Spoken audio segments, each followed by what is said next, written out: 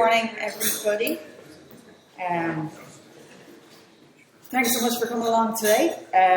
We are doing the presentation for the upcoming video games funding scheme. I'm going to go into a good bit of detail about it.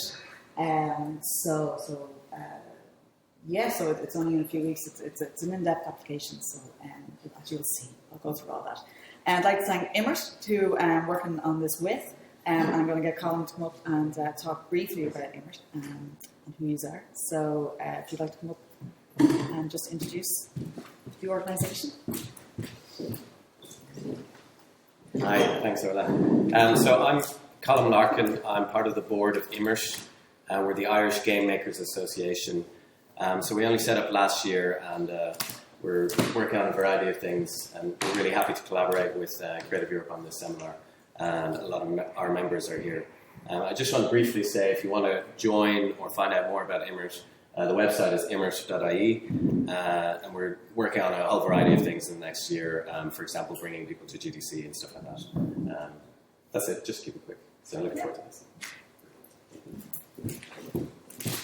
Okay, thank you, Colin. So, just to reiterate, my name is Orla Clancy, and I'm with Creative Europe Desk for Ireland with the Media Office. So, what is Creative Europe? I don't know if some of you in the room are very familiar with Creative Europe and have applied in the past. So, and it's been successful. So I'll just go briefly into it for the rest of you. So it's a 7-year program running from 2014 to 2020. And it combines the culture and the media programs that were previously. There was separate culture and media programs in the EU Commission, and it combines them now under one umbrella. There's 38 participating EU countries, and there's Creative Europe desks in each country. So we're here to help you guys, to help the applicants with their application and give them information about the best way to access the funding. So it offers funding for, the overall program offers funding for development of European films, TV programs and games, which is under media, and same with the distribution and promotion of European films, festivals and cinema networks. And then there's training of cultural and creative professionals, literary translations, and cross-border cooperation. That's more across the line on the culture side, so it is under one umbrella, like I said. So the budget for this is 1.46 billion over 7 years, so it's a good bit of cash. And that's worked out 56% is media, 31% culture, 13% is cross-sectoral strand. The desks fall under the cross-sectoral strand, so that's how we're funded. And also there's a new financial guarantee fund that's kicking in from this year. You'll hear all about that in the next few months. So that's going to fall under 13% as well. So Creative Europe Media, we offer funding for development, training, markets, film festivals, distribution, new technologies, and exhibition. Basically across the board with audiovisual. So a lot of the markets that you'd be familiar with: Cartoon, Documentary Campus, Galway Film Fair, Cannes, Sheffield, Berlinale, Screen Leaders in Yava do a lot of training as well. There's over 60 training courses across all of these areas, across all different countries in Europe. And there's only a couple of video games ones at the moment. There's a good few of animation ones. But there's business growth, and there's a lot of different areas that the training covers. And you can access a bursary from Screen Training Ireland. If the training isn't in Ireland, you can access a bursary from Screen Training Ireland to attend these training courses. I think 20 people already in the last, since the Creative Europe program started, have accessed funds from Screen Training Ireland to go to these courses. So it's definitely worth keeping an eye out. So again, there's only a couple of video game ones. But they're not very specific, but that will change. There's a new training call coming up this year, so there might hopefully be more training courses geared towards your sector. So other films and projects that you may be aware of that Creative Europe funds, so The Lobster, Nellie Nora, from Geronimo, Sonic Sea, Cartoon Saloon, Under Hood's documentary from Planet Corda. This one here is Viva from Treasure, unfortunately we sent the Oscar nomination there last week. The Day Henry Met from Wiggly Woo. This is still from Pilgrimage from Savage Productions, which is coming out this year. And then Joe and Jack's Life from Dancing Girl Productions. So it's good cross range. So, down to the business at hand. So this is for the support for the development of European video games. The deadline is Thursday, March 3rd, 2016, and it's 11 a.m. Irish time.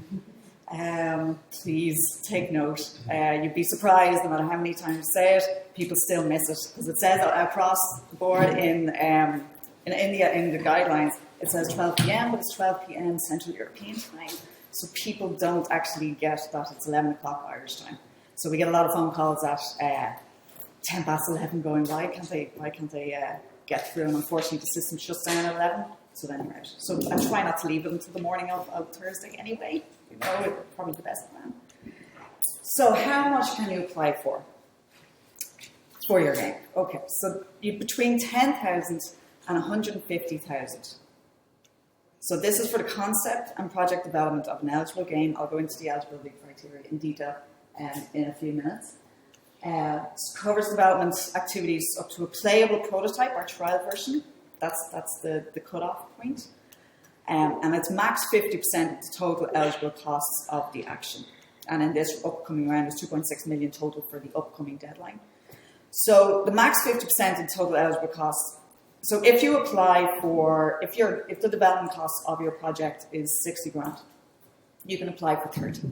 But you have to be able to show where you're getting that other 30 from.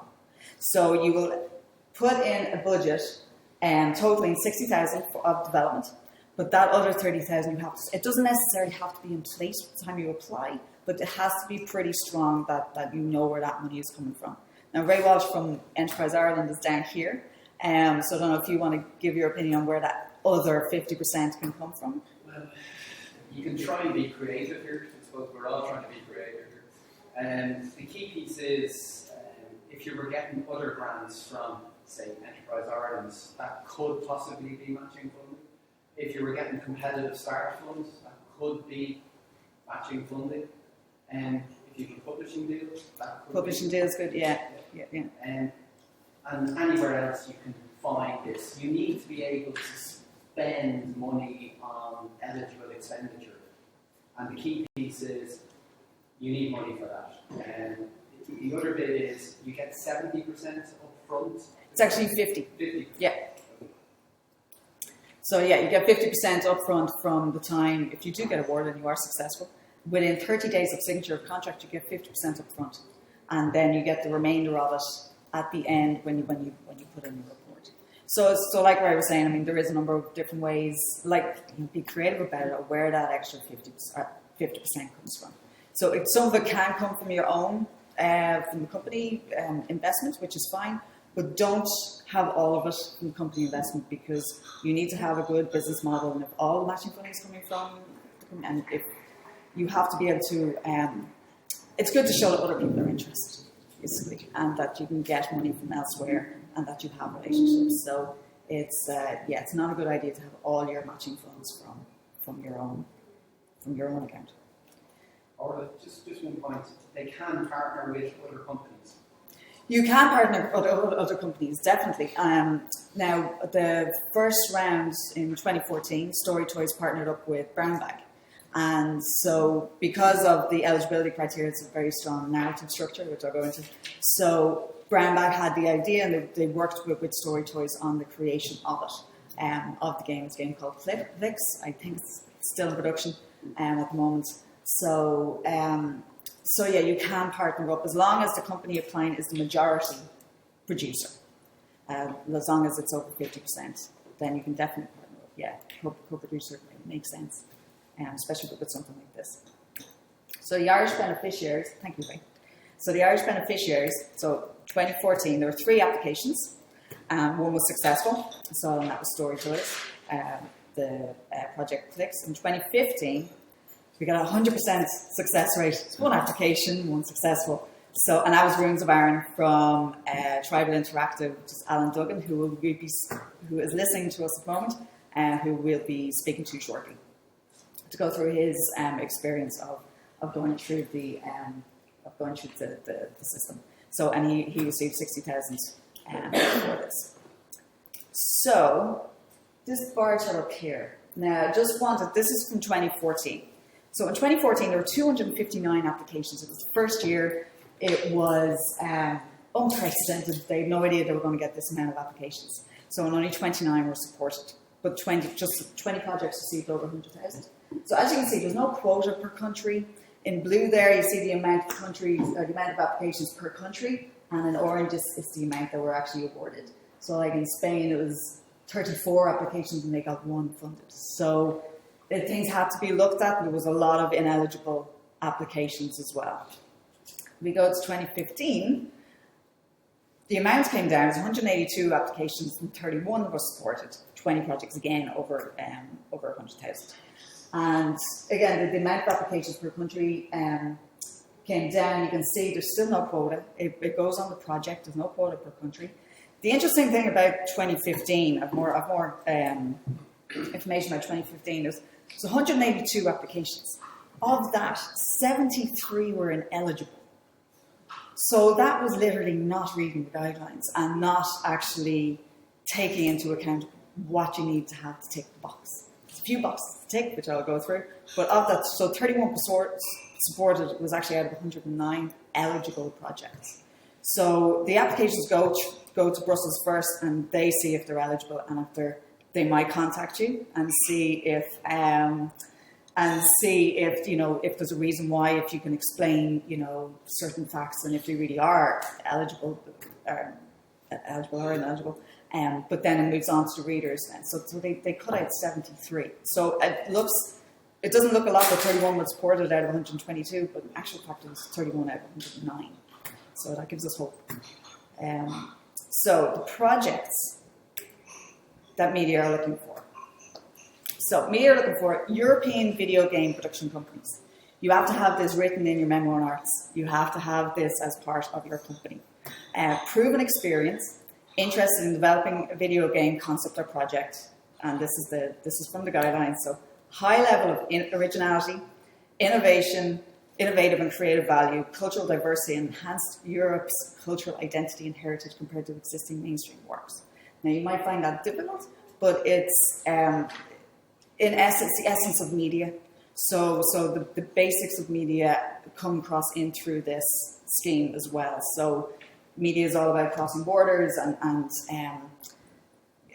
telling the European story. So if you do have that Europe's cultural identity, bring that into the game. You do actually get it. It does work in your favour. Also, high level of commercial ambition and extensive cross-border potential to reach European and international markets. You have to have ambition. Your project you have to have a vision for your project that's actually going to hit markets, that you do know who the market for your project is, and that you're pretty confident that it is going to be commercially viable. So some of these projects coming up are projects that have been funded. So 60 projects already have been funded in this scheme, and 5 have gone into production. So the first one is Trying Free. So you should be familiar with some of these. Into Adventures from Rama Studio. Then there's Save the Queen from eBooks and Kids. Gigabug Face Race, and SteamWorld Heist from Image and Form. So only 5 have gone into production, but I mean this scheme has only been run since the beginning of 2014. So what type of project is eligible? This is the kicker. It's a narrative storytelling video game, regardless of platform or expected distribution method. It doesn't matter if it's for mobile or PC or console. It's the narrative genre of it that they're looking for. The story must be told or shown throughout the whole game, so it's in-game storytelling and not just as an introduction or an ending to a game. In the previous deadlines and the previous calls, what was in the guidelines was that it could be at the beginning, at the end. So it could be a narrative at the beginning, setting up the game, and then, again at the end. So, and they were accepting that. But they've narrowed it down. So it has to be throughout the whole game. So in all cases, the video game must be intended for commercial exploitation, and production phase must not start before 8 months after applying. Again, I'll go through that again. And the one guideline area that is important for this side is guideline section 6.2. Remember that one because it's coming up later. So what type of project is not funded? And I don't want to scare you, but so most of them are, you've got pornographic racist material. I mean, a lot of the obvious ones, but if you go down at the bottom, ebooks, interactive fiction, interactive animation. If you are looking at an interactive, say a web series or interactive project, the single project funding scheme, single project development scheme, there's a deadline in April, that fits into that side of it. So if you do have an interactive documentary series that has a certain length of certain duration and fits all the criteria for a single project, you can go in for that. But this is specifically for video games. But then on the bottom, there's no puzzle games, memory games, sports games, racing games, running games, rhythm, singing, dancing games, social games, quiz games, party games, versus writing games, word and spelling games, number games, and mind games. None of them can apply. They can be elements in your overall, like if you have a narrative story, if you have an adventure game, and to get to the next level, you have to do a number game or you have to do rhythm singing dancing game, then that's eligible, but the overall game has to be adventure.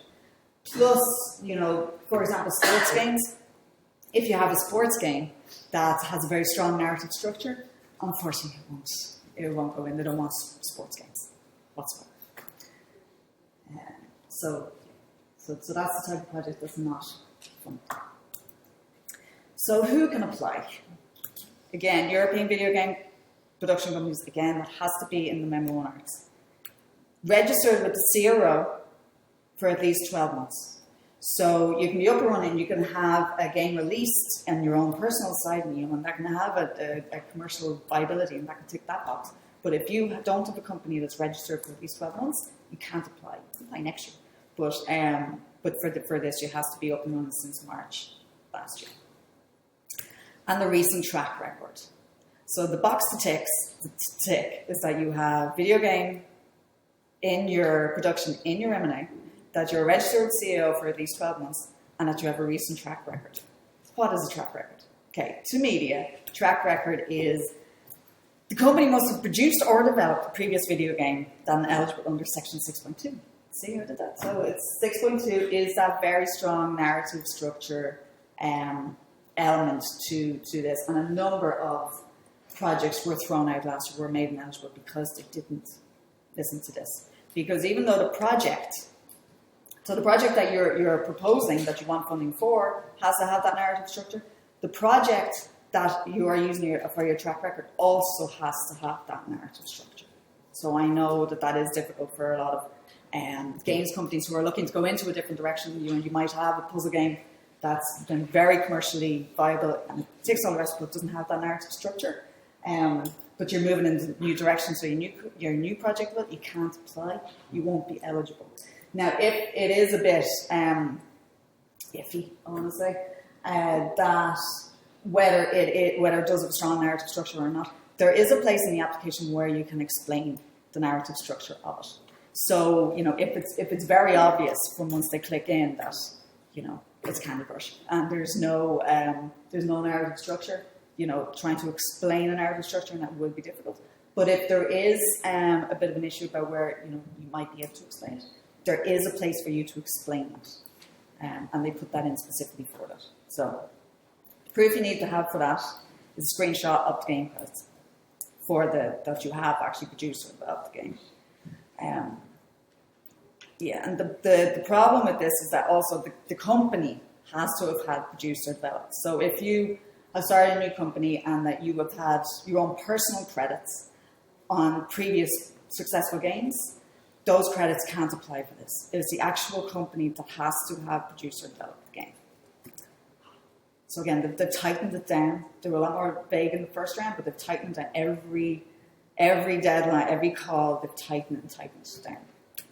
So, the other thing, that this video game, the narrative structure, just explained there, has to have been commercially distributed since 1st of 1st, 2013. And between then and the time you apply. So it can be produced before that, but as long as it's commercially distributed. Like, it's not good enough just to have it up on Steam or iTunes and that it's available to buy. You have to show a sales report that it actually was. Now, the amount of money isn't isn't important. You know, obviously, if there was 2 games, you know, it might be a hard sell for the rest of your application. You know, it wouldn't make a very strong track record for the rest of your application. But you have to have that sales report. Any questions already, or are you? It's all. We can take Q&A at the end anyway. So the eligible costs for this. So it's only activities related to the development phase of video games are eligible. So the initial idea to production of the first playable prototype or trial version. So you can produce the first playable prototype or trial version. So it's the alpha, the beta, or the trial version. So whichever, you know, you will work in different ways, so whichever comes first. So the grants can be used in 4 main areas during development. Rights acquisition, research, writing, improving character design, level design, gameplay, the creative side of it. Rights acquisition is highlighted there because all these eligible costs kick off from the moment you apply. The moment you apply, all your strategies and all your budget costs, like if you're traveling to a games conference tomorrow and you apply today, those costs can be eligible. Rights acquisition is different because that can go back 12 months. So it's 12 months retroactive, just for rights acquisition, for nothing else. So production of the playable prototype. Trial, alpha, or beta, whichever comes first. The travel to meet potential investors, attendance at events and conferences, brochures, website, pitching documents, and staff salaries, insurance, legal and accounting costs. Now, it's important, like, you know, any grant you get, and this is a grant, by the way, it's a non-repayable loan, you don't have to pay it back, as long as you spend it how you said you would. But it's not a loan, it's a grant. So, like any fund that you get, it's important to spread the money across. It's important not just to work on the creative side of your game and bring in extra staff to make that game the best, and then you've got no money left to travel to conferences, to meet investors, to work on your website and your pitching documents, because that is all part of it. So if it is, make sure that just have to make sure that your budget is spread out across all of these areas, because they want to see that you're a viable company, that you are looking to spread this to the games world, and not just work on it on your own terms. So I think that's very important to stress. So the costs within the proposed budget are eligible from the date of submission of the application. Again, except for the rights acquisition. So what stage should you apply? Again, I want to say it again, the 8 months. This was the other aspect the other reason why a lot of the projects were made ineligible. They didn't read that. They didn't think that was important. Or there was confusion about what going into production is. And so they made that clearer in these guidelines, because that 8 months is important. And part of the reason that the 8 months, 8 months is across the board, 8 months in media. 8 months is throughout the single project development, the slate funding. You can't go into production in any project, in any scheme, in media, within 8 months of applying. So, I mean, you could have applied 2 months ago if you want to go into production within 8 months. So if you could apply in December and go into production in August, that's fine. It's not the deadline, it's when you apply. So this also includes testing and debugging of your playable prototype. That's not included. That's considered in production. Now, if you do test, if the way you work is that you test, you're testing the mechanics of the game to decide what direction the design is going through, that's okay, as long as it's little bits and it's to a few people, and that you can explain that that's how you work. That's fine. Bless you. That's how, and you explain that that's how you work, then that's fine. But the actual testing and, sorting out bugs of the prototype, that's not included. Also, if you've already created or released a playable prototype of the video game, it's too late to apply. So the prototype is the cutoff. So, application time. So you're satisfied that you've hit all the criteria, that you have a game that's a very strong narrative structure, that you have a previous game with a very strong narrative structure, it's been commercially distributed. So there are a number of boxes to tick. And if you're happy with all of that, then it's time to apply. So, first step is register on the participant portal. And it looks like that. And anybody who's familiar with that, it's a lot of hoops to jump through. Basically what it is you set up a profile on EU Commission, on the EU Commission website in Brussels.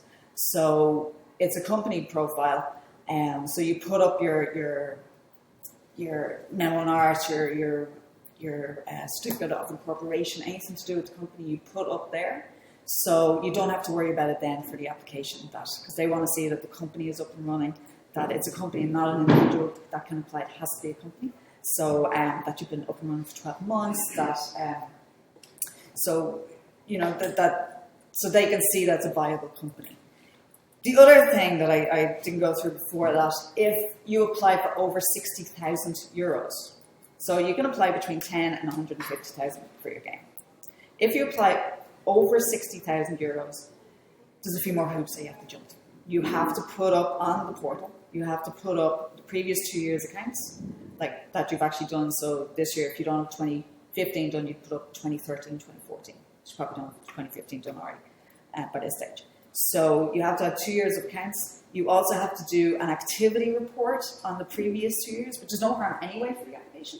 But they look through that, because if they're giving money over 60,000, they want to make sure that you can actually use it properly, and that you're going to use it properly, and that it's not going into a black hole, and that your company is viable.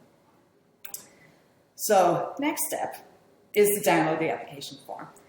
So the application form can only be downloaded from your participant portal, from your profile. You get your PIC number, and all the information on the company is embedded in the application. So I can't hand you an application form for you to fill out.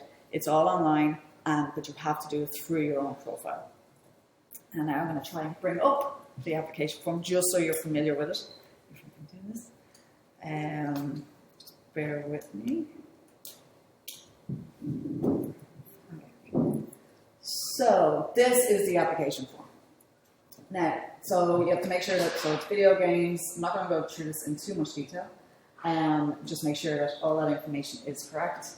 Put your project title in, language of the form. A lot of stuff is very, applications across the board for any funding, be a lot of generic stuff.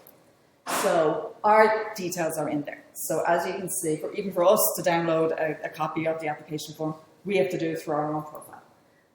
So you can see how the details of the company are in there. So it's very basic about the company, and then aims and activities of the organisation. Again, you lift it from the manual arts, other EU grants. A lot of stuff, like a lot of this, this information is generic. It's in all the media schemes, application forms. So you might think that it doesn't relate to you, but just read it. Sometimes it doesn't, and give us a shout if you don't think it does. So description of the project. Now this is very detailed towards video games. So it's the genre of the work, from the type of the project, the subgenre of the game, there's platformer and point and click, so the gameplay options, the consoles, handheld, or other things specified. Like it does go into specific detail about the game. So you have to have a good business plan about your game, and this is a good template for it. So and then. Yeah, from the PGI classifications, and then you got the key members of the creative team, who they are, requested amount, total development budget, total production costs. They also look for your production costs, so you do have to have a good idea of the cost of going into production as well. So whether it's co-production, summary of the project goes in there, ownership of rights. You have to have the rights for the game airtight. So get that legally checked, even if it's somebody in-house who has developed the game and it's their idea. Just make sure it's either in a contract of employment or you have a bilateral declaration or something, but just make sure that it's airtight. Technical capacity again, shareholders, because it has to be a European company, so it has to be at least 50% European. So if you are a small company and you are owned by a giant Japanese conglomerate, unfortunately you won't be able to apply because it's mothership. who is under scrutiny here. So again, companies' activities, detailed summary of the previous experience. So this is where the track record comes in. So this is where detailed summary of story of the previous work. That's where you explain the narrative structure of the game, if it is a little bit vague. The genre of the work, whether it's role-playing, adventure, action, adventure. They put these up because they are the games that got funding in the last couple of years. Because I mean, obviously the most obvious games for the narrative storytelling, so that makes sense. So it is a very specific game that you'd be applying for. Again, gameplay options, game modes, it's fairly straightforward. So your team overview, you go to the creative presentation of the applicant company. It's got 15,000 characters. That's a good bit. It is a lot. They want to see your editorial line, why you're doing the games you're doing. If it's a natural progression for your company, so literally you start from the very beginning of who you are, because you do 15,000 characters. They have shrunk that down to 3,000 in the other schemes, but seeing as you have 50,000, you use it. So you explain where you've come from, you explain the projects you've worked on, even if it's with other companies, because they are looking for the experience of the team as well. And that show that it's a natural progression of the company to get to this point that you do have international experience, some, and you want to move on forward, you want to get bigger. You want to get on more on the international stage. And so this is where you sell yourselves. That to convince the reader that you can actually do this. So the quality of the development strategy and the financing strategy and the quality of the project team. We talked about the project team. Development strategy and financing strategy, well, it's self-explanatory, but the important way to do it is when you fill out each of these boxes, and there are limits, they all have maximum characters, they're 4,000 characters, do it with the reader in mind, okay? Because, so you make it as simple as possible, you make it as straightforward and as legible and as easy as possible. So for example, for the development strategy, you do a month by month bullet points down from the moment you apply, because then that will, whether it's creative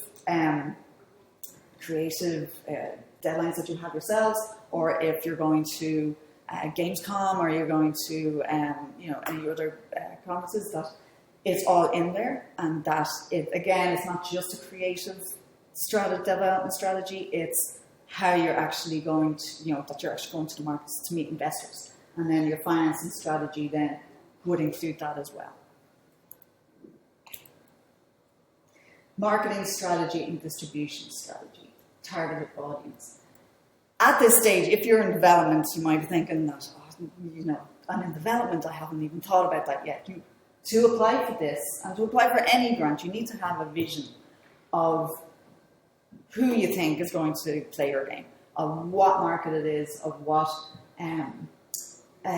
countries it's going to work in. Media loves what countries it's going to work in, and that you do have a vision for the game, and that you know where it's going to be. Now it is development; things change.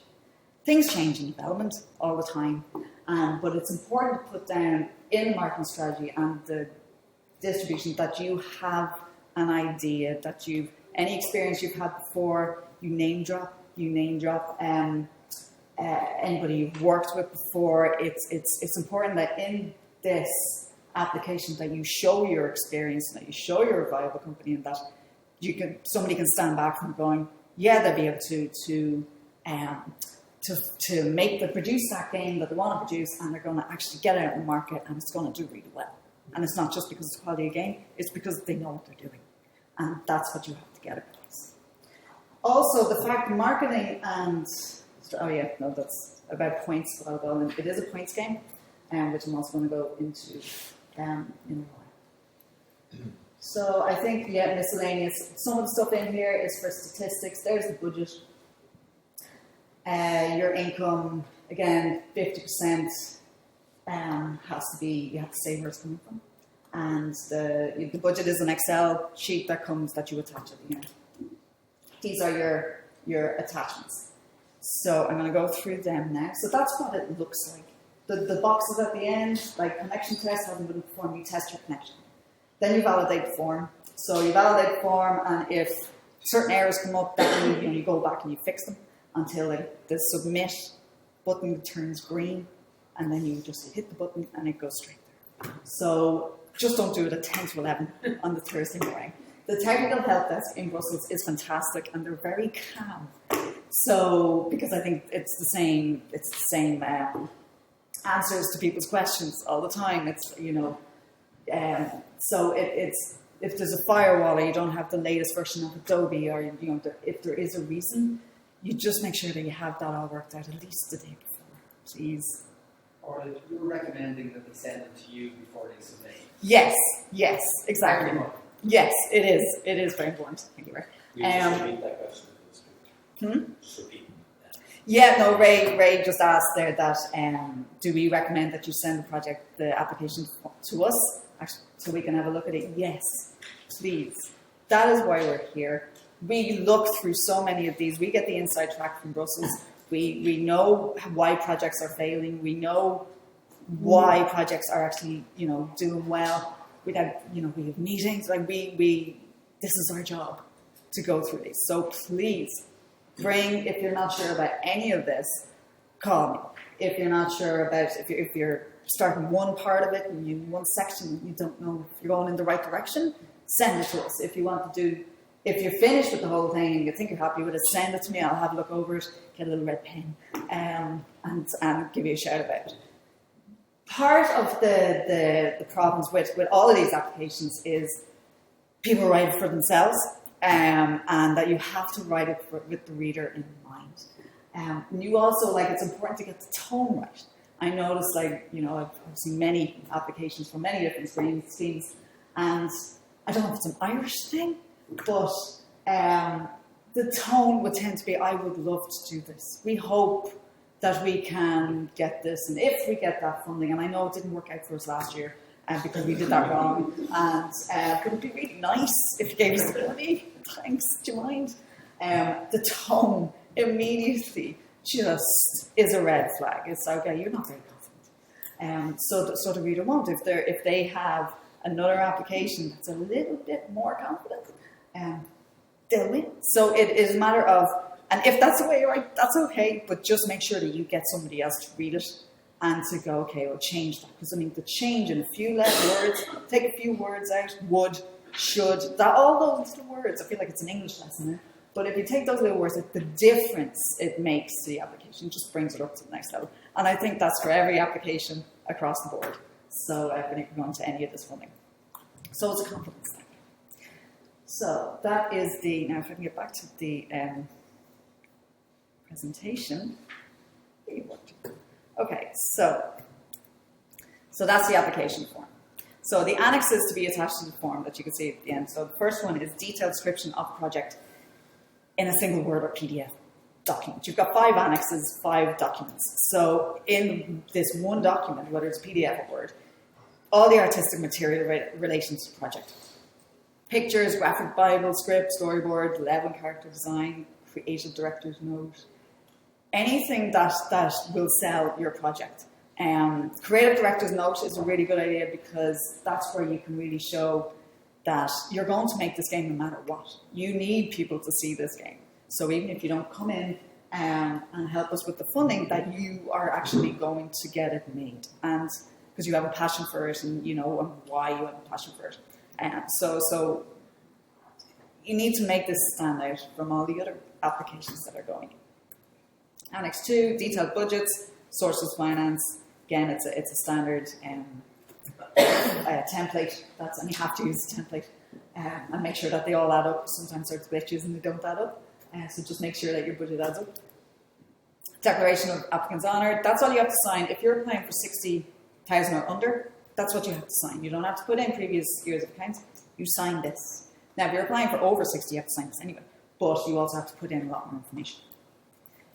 The track record of it's a table format. It's in Word, and this is where you will put down all your previous projects. And even if it's previous projects, it's previous projects of the company. and how they did, if they got any awards, where they played. So you'll see it's a template. And miscellaneous. This is additional material about the submitted project. This is all letters of interest, any contracts, any co-production agreements that you're working with anybody, anybody, any publisher involved, if you can get a contract for them or even a letter, anything like that at all makes it stronger. It just means that media aren't the first to jump, and nobody likes to be the first to jump. And if they are happy that they see that other people who are relevant people who are in the industry, and it's like, okay, relevant to the project, that they're on board, it makes the application stronger, and it makes the reader more comfortable in the fact that, okay, yeah, they can do this. And it's maximum 10 megabytes. The entire thing is maximum 10. It was 5, but now it's 10. So, how the applications are assessed. So they're assessed in Brussels and eligibility is checked, and if they get chucked out, you find out in a couple of weeks. Applications are then sent to 2 experts. These are people working in the video games industry to assess the application of the project. They're sent to 2 separate people, not in Ireland. If the application comes from Ireland, it doesn't come to anybody in Ireland. And if their assessment of the project is very different, then it goes to an exit, like a round table, and it's bashed out. And but generally, you know, if they're similar, then they take their opinion on it. So it's a points game. So now I have the next few slides are going through the points. Now I'm not going to go through them in detail. I don't want to bore stock servers, but it's a very good thing to. It's a lot more that you have to notice. This is what the experts get, how they evaluate, how they break up the points for your application. So it's very good to notice and read your application with the next few slides in mind. So you can go, okay, I got 5 points. Oh, I got 3 points there, you know. So you can add up at the end, go, to what happened what. So quality of the content, storytelling of the project, originality of the concept. 6 of these, so bear with me. That's for 20 points. So the breakdown of that, you can see it. It's quality of the storytelling, originality of the concept, quality of the content, and quality of the gameplay. So this is really it's originality of the concept, but then it's quality the whole way down. Originality of the gameplay as well. Adequacy of the gameplay to the storytelling, that the story would work in how you're going to do it. Because these are people, professionals in the industry who are going to be reading this, so they'll know. So next one is innovation. The extent to which the project pushes the boundaries and offer proposing cutting edge techniques and content. So media want, and across the board in all our teams, they want to help companies they want to support projects that do something a little bit different. That's something that wouldn't necessarily be made or wouldn't necessarily, you might find difficulty to get funding for. So if you do have any innovative, ideas, definitely funds to go for. Again, this is 20 points. And this is going for the innovative techniques and the content. So innovative aspects in terms of gameplay, use of new technology, HUD, GUI, and then storytelling, visual graphic approach, music and sound approach. It's everything. It's across the board. So this is what you have to think of. If you've got a great visual idea of your game, but haven't thought about the music or anything else, think about it, because that's how you get the extra points, or those points.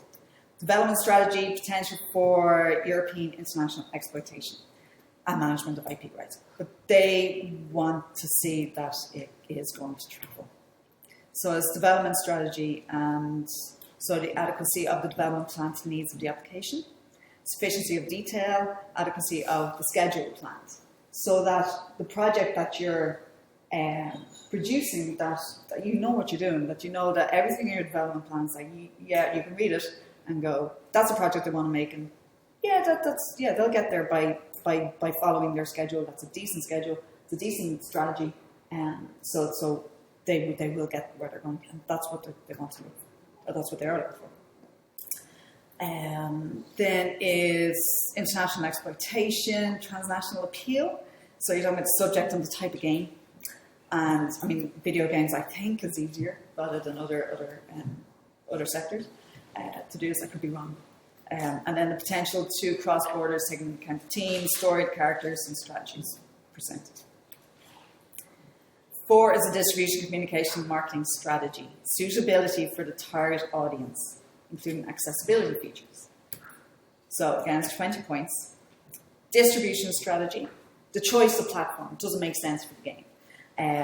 The distribution methods that you're thinking of, does it make sense for the actual project that you're proposing? Do you have partners in place or envisage if you don't? And if you think it would, after looking at your plan, it would make it stronger because it's a project that should need partners.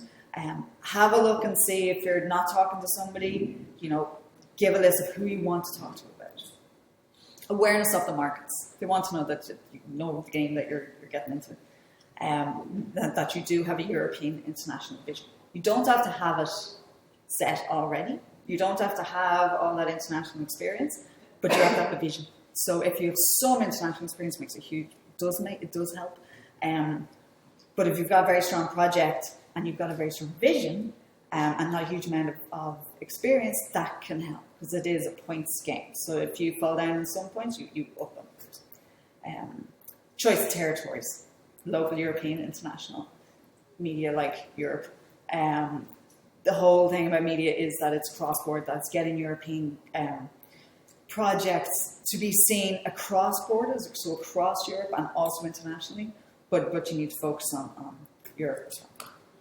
Communication and marketing strategy, it's only 5, but then relevance of the marketing strategy, marketing channels, promotional activities, adequacy of marketing plan and selling points, and then suitability for the target audience. So the target audience, so you have to know who you're targeting. Gender, age, game rating, type of user, and platform. So it looks down to that detail. So it is. I mean, this whole thing is like a business plan for your project. If you haven't, it's very easy to go through that application and go, within 5 minutes, you know where the red flags are. You know, I haven't even thought about that. And you thought you were ready to go. So maybe you're not ready for this, but, you work on it for the next one and you work on it for the next funding application. Then the project adapted to the target audience and project encouraging accessibility for gamers with disabilities or other impairments. Again, they're looking for games a little bit out of that you wouldn't necessarily get funding or it might be difficult to get off the ground. Roles and responsibilities of the creative team relating to the objectives of the action, so 10 points. So this is the potential of the creative team, adequacy of the team to the project, and the complementary profiles in the creative team, which I think is a really interesting one, because it's looking that that you're not all on the same designer element. Discussing the next level, that there is somebody on your team looking at the markets, that there is, that you do have expertise across the board in your team. Could they be consultants? Could they be consultants? They could be consultants, if you have somebody on, definitely. I think they can be consultants, but focus more on your own company, whether you're taking people in specific for the project, so your company, you're taking people specifically in, and also the consultant side that you might be with as well. Finance and strategy for development and production, feasibility of the project. They want to see this, and it doesn't necessarily, if something happens, it is development. Things happen. Mightn't necessarily get into production, might necessarily get to the point where it's, might necessarily get to the playable prototype or trial version. That's okay, because things happen. You don't have to give the money back. If you can show that that you have spent it the way you could, that you did your damnedest to get this off the ground, but for whatever reason, once you explain it in the final report, that they won't necessarily come clawing back. But if you don't spend the money, like I said you're going to do, they do come clawing back. They can do. So you got 10 points for the financing strategy and feasibility. The quality and realism of the financing strategy. They want to know that that you're not just taking it out of your head, that it's an actual real, that it could actually work. The adequacy of the strategy compared to the estimated production costs. So if your financing strategy is, say you're just going to go to one financing partner and hope that they come in, but you've got a huge project. It doesn't fit, it doesn't compute. So awareness of the suitable potential partners. Again, it's name dropping. And it's name dropping partners that would be suitable to your project, not just because they're big in the games in the world. Your project is very specific. Every project is very specific. So you need to make sure that you know who the people you need to be talking to are about your specific type of project. That's very important.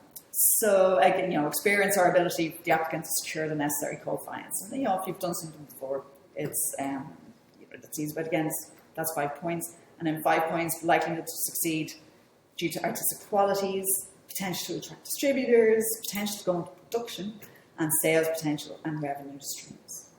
So it covers everything. And the good thing about this, this only came in, this breakdown only came in the this year? I don't even know if it was in last year. Before, you only got the headings. You only got the headings and the amount of points. That was it. And a little bit of detail. Whereas now they've broken it right down. So you are getting exactly what the expert is getting. And this is the expert is going, okay, look at all of these things and tries and builds up the points from that. So you're seeing what there are extra points. Not as many as there used to be, but there are. Specifically targeted at children up to the age of 12 years. And it's 5 points. Now, if you have to explain it, you have to show why it's specifically targeted. They also, to get those 5 points, they have to, what they actually do is they go through the marketing, they see that you've ticked that box, and they go back over the marketing and distribution elements of the application, and they see, are you actually targeting that age group? Do you know the avenues that you need to go through to target that age group? So they go into that much detail for these extra points. So only put it in if you are specifically doing a kids game.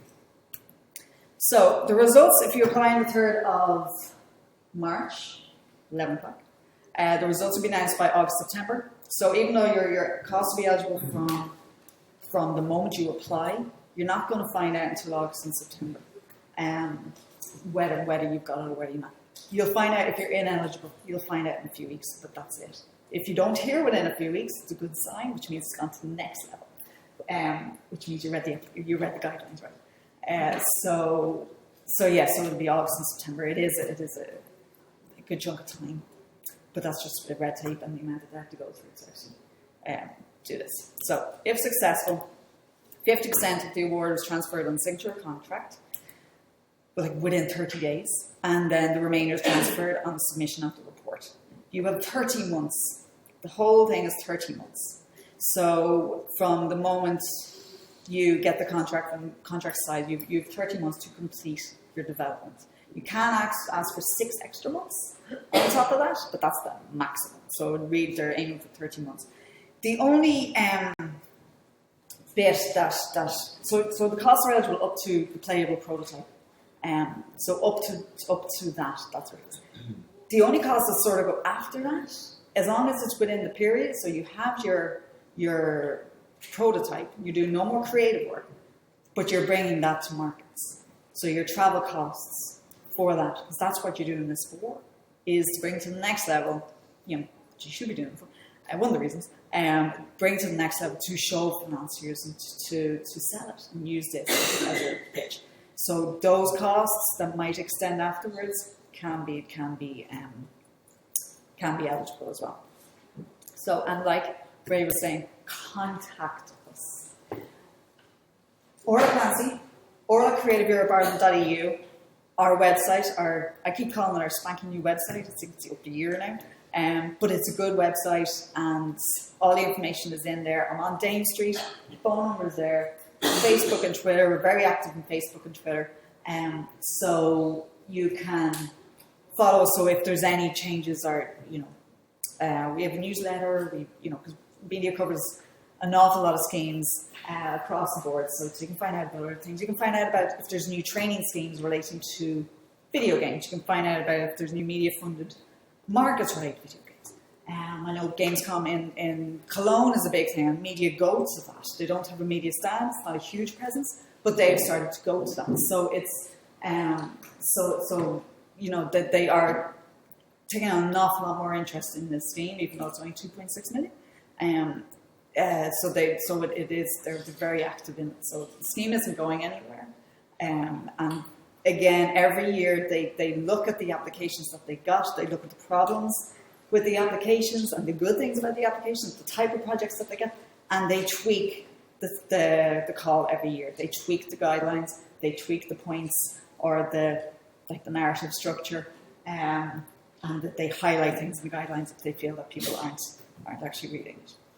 So again, contact us at any stage with the application, and without the application, if you've been here for a project and you don't know if it'll work, give me a shout. I'm always for meetings. So thank you very much. So now we're hoping to get Alan Duggan from Tribal Interactive, who received funding in 2015 for his project Rooms of Iron under this scheme. So hopefully he is live on Skype. I can bring him up.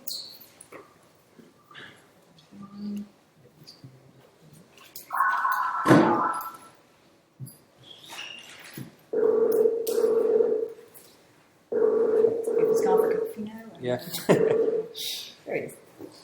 Hello. Howdy. Hey, Alan. How are you? Good. Okay, so you've been watching that on our webinar. Hi, sure. Okay, going into loads of details. So you received funding in 2015 under this call. You got 60,000 under this scheme, and I know there were some differences in the criteria. But if you can give us a brief look on how your experience of it, of applying, of receiving funding, and what you're doing, it would be great. Okay. Let me just see if I can turn off the audio on. There we go. So I'm hearing delays on the Twitch. We applied last year for Rooms of Iron, which is our upcoming RPG for PC. What I should say actually first is for anyone who's considering applying, that's possibly the best presentation of what you're going to have to go through that you could get. I know there's a ton of stuff there, but I was kind of making a few notes as was going on, and one of the key things I'd say is talk to Orla, talk to Orla, talk to Orla. There is an awful lot in it, and there's like the form itself is an Adobe form, it's a complete pain in the ass. The online systems that you have to do in advance of the form, and then afterwards, if you get funding, there's a whole bunch of stuff you have to do. Also a pain in the ass. But they are manageable. For anyone that's done stuff for EI, it's of a kind of scale, but maybe a little bit more pedantic. But the kind of detail you need is, similar. So in terms of describing a company, looking at the history of the company, the details of the project, planning for your market, why people might want it, why it meets the criteria. That was actually another thing I was look at the criteria for eligibility. There's a lot of stuff that they don't allow. And again, I'd say if you're in any doubt, talk for it. You also mentioned credibility. I think that's a huge thing. Because in terms of, the way I would be thinking about this is the person or persons that will be reading this on the other side, how are they viewing you? Are you referencing anything that gives them some comfort? The attachments or annexes, each of those is quite big, should be quite big, as in that's where you get to express yourself about your project, so could use something like that. But bear in mind, 10 megabytes is actually tiny. So like for our art assets and stuff like that, we have to be very careful that we just fit all that stuff in. We went for 60k, and that was less than half of our overall budget. But the main reason we did is because the additional requirements in advance of applying for an amount greater than that, we just couldn't get that stuff together in time. So I'd say just be conscious that there is an additional effort required if you want to go above that. And as you were saying, all of the points that are awarded for each of the different sections, like it can be, because it's so unwieldy and it's so time consuming, you could like scrimp on some sections, but don't do it, because at some point you'll get to the maximum that they'll allow you for a particular section, and then the only place you'll pick up all the points is where maybe you scrimped a bit. So just be conscious of that when you fill out the form. The only other thing that we were conscious of when doing our budget is that the budget that you submit, the headlines can change by plus or minus 10% without prior consent. So you need to really be fairly clear on what you're going to do with the money. It's not a case of throw together anything and then kind of go, yeah, okay, whatever, that'll be fine. Because if you do make revisions beyond that, you have to go back and agree to it. I'm not sure I can think of anything else unless people have questions or whatever. Matching funding, I was just going to ask, so you applied for 60, so you had to find the other 60. So was your matching funding in place when you applied? So we had commitments for external funding for some of the remaining budget, and then so for less than half of the remaining budget, and then the remainder of the budget was from our own cash flow. Okay. Thankfully, we're in that position, I guess. And you were able to show that? Yes. Yeah. Okay. I think, what stage are you at now with the project? Well, I'd like to think we've progressed quite a bit, but I'm still looking at a ton that we need to get done before GDC. So our plan is to pitch at GDC. Okay. So they would, media would refer to it as development, whereas that was kind of the first thing, the development for us, because we're taking names as like actually making a thing. But so a lot of what we would consider development is really production. So it's, for us, it's getting to the point where we have enough that's pitchable, and then in terms of a playable, that's really so that we can show that we can execute.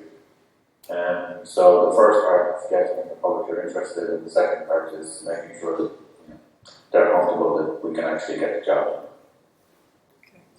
Was there any part of the application that you feel that you did better than others? Do you think it was the project? Do you think it was the strategies? Because you would have got a breakdown of the points, did you? I did, and actually I don't remember what they were. I'd have to go looking for them now. Okay.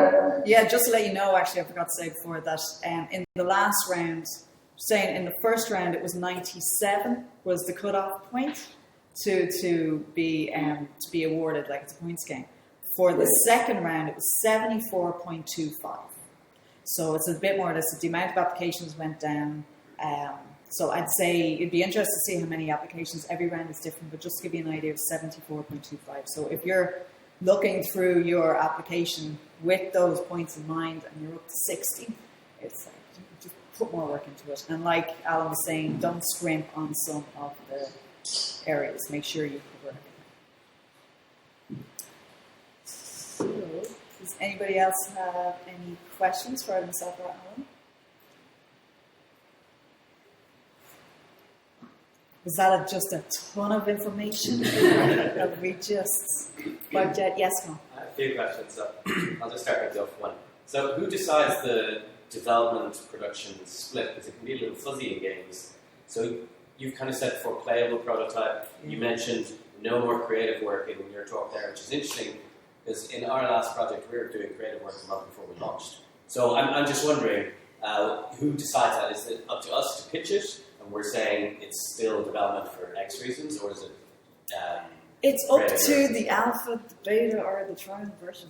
It depends how you work. Like, I mean, that should be the cutoff, and you're ready to go there. You can't do any more testing. Of course, you're going to be. I mean, that's the nature of the game, literally. That you are testing right up until, and even when it goes live, you're fixing constantly. So you're in a constant state of work on it. But they have to have a cutoff point somewhere.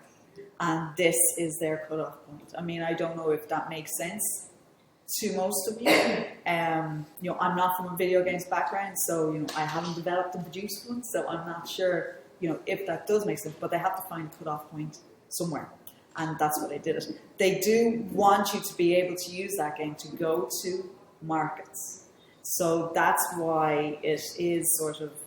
There is a little bit of flexibility there that if you have it done and you've got GDC or you've got Gamescom the following month and you are going to be meeting these financiers to get to the next level, those costs can be included.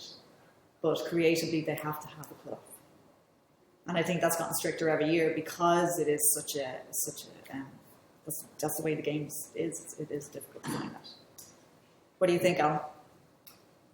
I'd be kind of thinking that just from our own context is we pitched what we were building as what we needed to get a publisher on board. So I guess if you translate that, so if you're not trying to pitch a publisher, or if you're going to market direct, and maybe think about what you need to convince some third party that you're ready, or that you're actually ready for onward, that would suggest that you're ready to go to public. So it's a tough one. I would suggest what we did with Evelyn, who would be Orla's counterpart in Galway, Yes. is anytime that we had a question about how we were presenting something, we would have a chat with her, and so she would then bring her there, and if she wasn't sure about it, she would actually go back and talk to the people in Europe and ask them their opinion. Because I don't think it's a case of anyone trying to trip someone up in this. It's more a case of trying to make sure that you stay within whatever the boundaries in their interpretation. Yeah, Evelyn is like I was saying, Evelyn is my colleague in Galway. She's got a media office in Galway. And like I was saying, like we have a certain amount of expertise, but because it's a new scheme, relatively new scheme, and it does change, we have complete, very quick access to Brussels, to the team in Brussels who deal with this, and they come back to us very quickly. So if there is something specific that we can answer, we go there and we get clarification. So, yeah, as you know. I was just wondering in relation to the matching funding and LOIs, do they have a specific form of LOI, or does it need to contain certain information? No, it doesn't. It doesn't because they're not required. Should be the question. Oh, sorry. The question was, is there a specific type of LOI that for the matching funding? No, there's no specific type. You don't get. There isn't you don't have to have a. I'm thinking single project. I'm thinking film, but you don't have to have a co-production deal memo to get 5 extra points. It's not like that here. It's the stronger the letter is, the better. But it doesn't, it'll just make the application stronger and make the reader more confident in the project. But there isn't a specific type. Yeah, I would say credibility is the key. Yeah. So I imagine maybe there's some people in the room that just realised they can't apply for this year, right? Yes, I'm sure after slide number 5, there are people in the room and online who figure there's no way I can apply for this. So I guess the question is, what's the plan for the next few years, right? So if we look at next year, is there going to be another round of this? What are likely changes? Yeah, I mean, there is going to be another round of this. As far as we're aware, this scheme is going on till 2020 at least. That's the length of the program. A new program will start after that, hopefully. So yeah, this is up and running until then. There's been huge interest in this. When they started it, they put it out the first year. They didn't know what the demand would be. They didn't know if there would be much uptake. So there is, so there has been a huge demand on it, and they've worked tirelessly on working with the games. It's definitely an area that's going to continue. Regarding changes for next year, certain things are going to be the same. The 12-month thing is going to be the same. The commercially distributed game is going to be the same. And I just want to say, when I say commercially distributed, if you have a free game out there, but if it's a free game but with in-game purchases, or if there's another way that you have created funds out of it, that's considered commercially distributed. If it's a free game, completely free, it's not. So you have to have made something. There has to be a sales board. Just want to put that in there. But yeah, like with this round, there were tweaks, but that was because of the applications they received last year. So they're very aware. They look at the applications, they look at the issues, they look at, we're getting too many of these games, But the narrative structure was the big thing for this year. That storytelling had to be throughout the whole game, and part of that is that it's the essence of media is still, it's with film, TV, animation, creative doc. That narrative has to be creative doc. If you're applying for documentary, it can't be reality TV. It has to be creative doc. It has to have a narrative structure. So across the board of media, there is a narrative element that has to be adhered to. So they've just made that a lot stricter.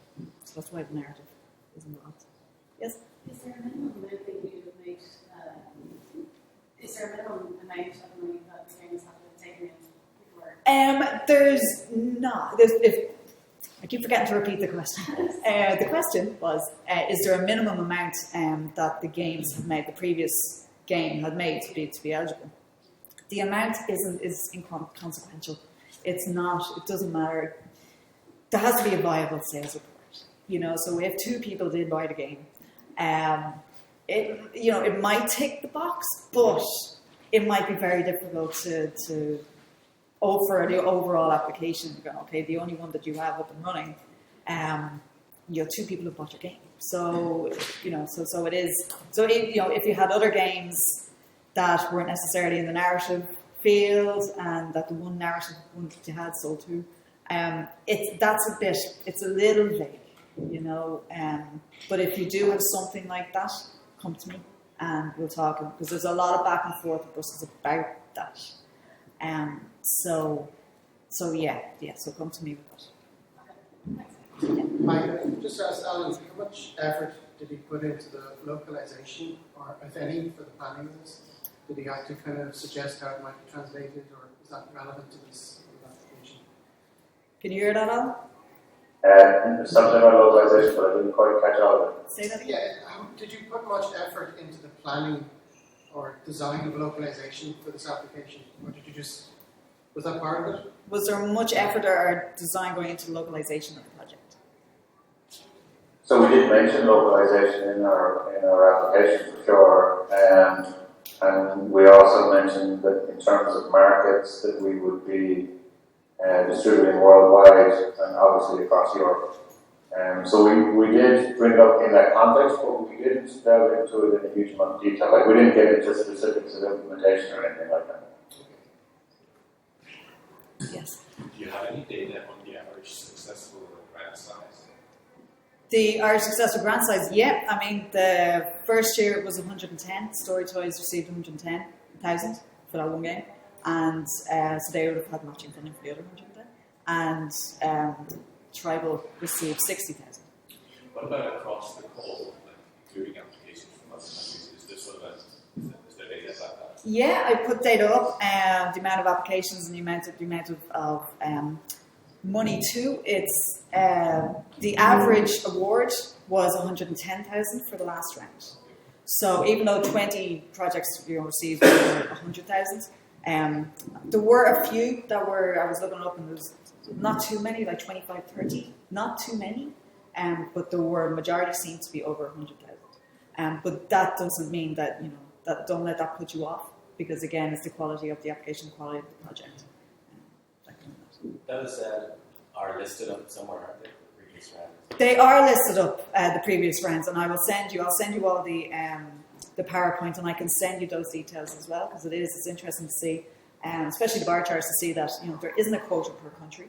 there isn't one particular country that's, beating everybody. We thought it would be the Scandis, but it's not necessarily. So even though they're the ones who seem to get into production first, but yeah, it is across the board. So there's no quota for Ireland, or so the more projects the more eligible projects that apply, the better, is the more chance that you'd be Ireland. Yes. Is there any particular genre that is better suited to this? Is there any particular genre? Yeah. European heritage games. There's, right, it has to be commercially viable as well. Not necessarily, no. I mean, look into what they don't fund and what they're not interested in funding. They do, I think in the last round there were 14 action adventure games that were that were funded. It's not necessarily a genre in it, and that's because the narrative structure is just very limiting. That's the type of games that are applying. But yeah, no, there's not. Not in that sense. Could I jump in there, Ola? Yes, please do. Two things. One is in terms of the previous recipients, it's well worth going back to check who got what. Because, for example, I know CD Projekt Red got some money for, I think, some kind of expansion for The Witcher. So there are many different ways that people are skinning this cat. And the other is, the genre is actually about narrative. So if you can, whatever type of game, if it's narrative led, I know that narrative lends itself better to some genres, but really, whatever it is you're thinking about, if it's narrative led, you should be good. Yeah, and it's how you put it down on paper. It's it's all development, so it's how you put it down on the application, how you present your project as well. It's very So and when you look back at previous rounds and what projects have received funding, bear in mind that the narrative element has gotten a lot stricter. So some games that even Gigabug Face Race, not sure how strong the narrative element is in that game. So that it's games that, even though the narrative structure weren't in those games, it has gotten stricter. So you see the games that come out of this round a lot stricter. But again, all of the awards, every game that has received funding is up on the website, and I can definitely share all that with you as well. Yep. Is it similar to what the European grants where less competitive countries are given kind of points as well, like Ireland in some ways? Ireland generally used to get 5 points. Now, it doesn't seem to be, I could be completely wrong, it doesn't seem to be in this scheme. I know in the other schemes we used to get 10. Yeah. Not anymore. Now we get 5. So, and it's the smaller countries, not considered a really small country anymore. But now we're on the same level as Denmark and Belgium and all of those. So it's the big 5 is us. Yeah. It's big 5 is us, and then there's a bit. So to be honest, I'm not 100%. I haven't come across it in this. Yeah. But I know in the single project and in Slate you get the 5 points for being from Ireland alone. So that's like for signing your name, you already have 5 points. But as far as I know, it's not. I could be completely wrong, but I've completely missed it. I will let you know if I have. But yeah, it is good. It is a good thing. So. Yeah. Just wondering about how much time did Alan put into his application? How much time did it take? Alan, did you hear that? How much time did the application actually take you? Oh shit! Yeah, Chris asked this question. There was a lot of time. So actually, I should say that one of the key things that I did was, so I'd done an application previously a number of years back with Magma Films at the time, and Mo Honan, who worked with me then, I brought in to help me with this one. So she's now Motion Films in Ireland. Yep. So she's very familiar with the forums and all, and actually, above anything else, the mentality of those people that might be looking at the forums. So I'm preparing a lot of the stuff, and myself and Mo would have found stuff each other quite a bit. I don't know how to put hours on it, but it's a big task. Like it's not that it's not doable in the time frame that you have now. We probably started a little bit before this, but we're considering an application this year still, and we haven't started it yet. So it's a big undertaking. But what I would say is a lot of us have previously applied to like any of the startup accelerators or to Enterprise Ireland or that kind of stuff. You'll probably have a good sense of like how to put together forms like this, how to put your plans down, how to express those. It's just a lot of writing English, and as Orla was saying, making sure that you've got the tone right and all that kind of stuff. So I couldn't put a time on it, but it's pretty easy. Yeah, I think it's easier if putting it down on paper is one thing, but read the application, go away, and think about it, and see if your project is at the right stage. If you have a vision, if you're able to answer, you know how you're going to market it, you know how you're going to distribute it, you know your target audience. It's just a matter of putting it down on paper. I think that's the state. Like obviously, there's a lot of tweaking and all of that. And that's why we're here. Or to find somebody like Mo. But overall, make sure you've got a very strong idea of your project, because it makes it so much easier rather than trying to make it up. Anybody else? No, that's it. So please do get in contact with me at all. I know, I know that, fair enough, a lot of people in this room might go, okay, well, that's me out. There's no way I'll be able to apply, but you might be able to apply next year. Have a look at the application form.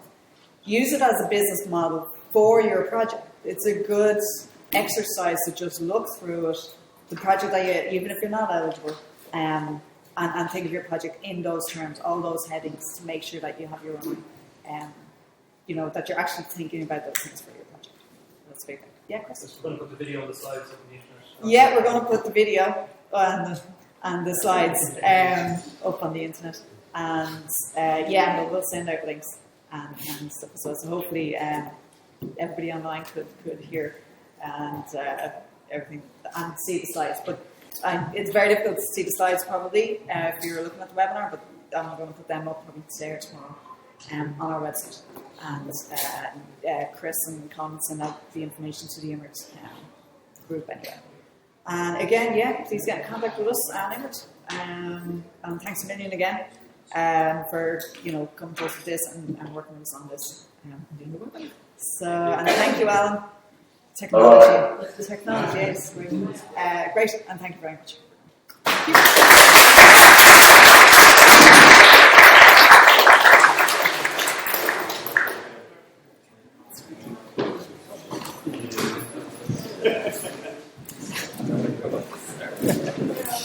you.